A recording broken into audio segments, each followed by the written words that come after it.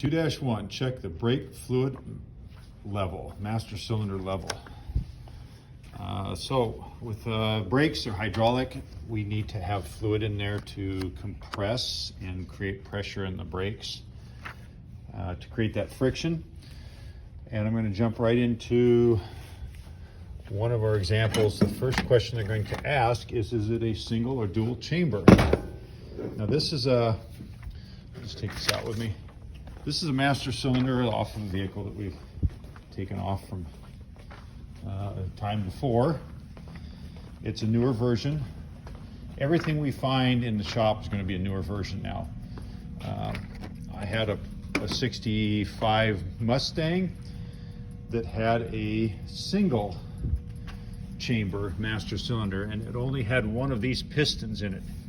This actually has two pistons in it because it's required after 1967 for safety reasons to have a tandem or a dual chamber, meaning that there's two pistons inside this master cylinder. Now you can find these.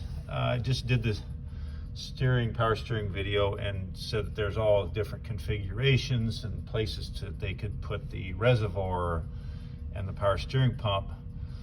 However, master cylinders are much easier because there's really only one location for those on every vehicle, and that's in front of the driver. And this is pretty common for a brake master cylinder reservoir, and the master cylinder is directly underneath it with the lines coming out that you can see. Here it's telling you what type of brake fluid to use in it, and there's some other information there that you can read through. It's hard for me to see.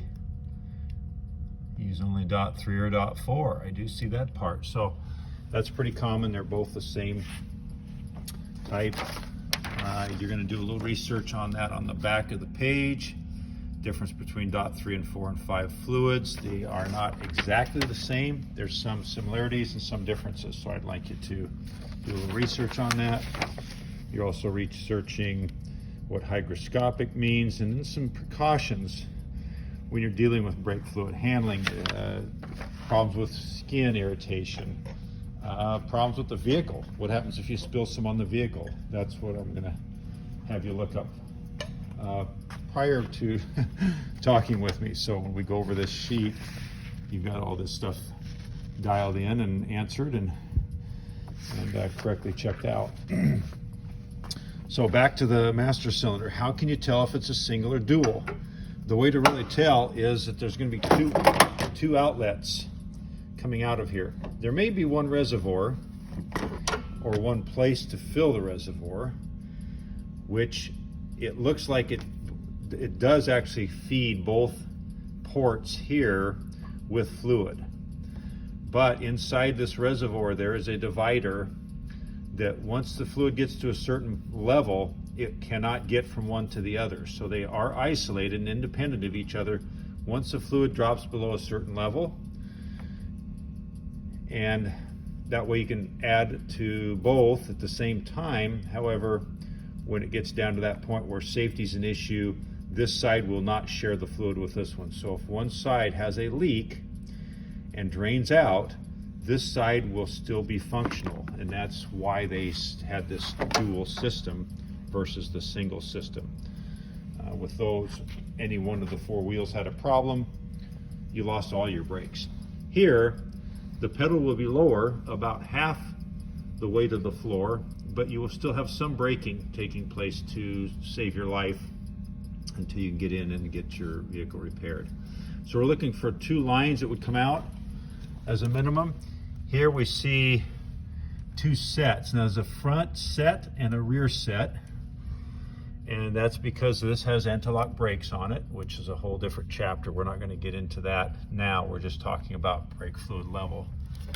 Cap comes off. These you can see into the reservoir, so there really isn't even any need to take the cap off, except maybe to look to see what the condition of the fluid is if it's dark. Brake fluid's pretty clean. It looks a lot like water with a little bit of a tint to it when it's new, brand new. And so over time, it will turn dark, and that's a good indication that you should change it out. About every 2 years is what's recommended for most vehicles. I think that pretty much covers it for what you're going to need to explain or go over. You do not want to fill these all the way to the top.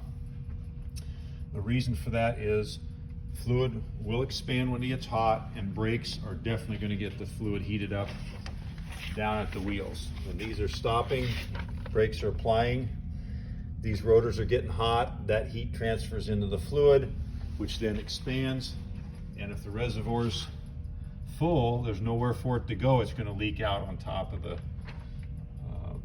master cylinder and down over the, you just don't want it leaking inside the vehicle. So they just say to leave at least 1/4 inch, 3/8 of an inch, and if you look on the reservoir, it'll probably have a maximum, a min and a maximum level, and I'm not seeing it on here. You'll have to look and see if your particular vehicle that you're doing for your assignment shows that.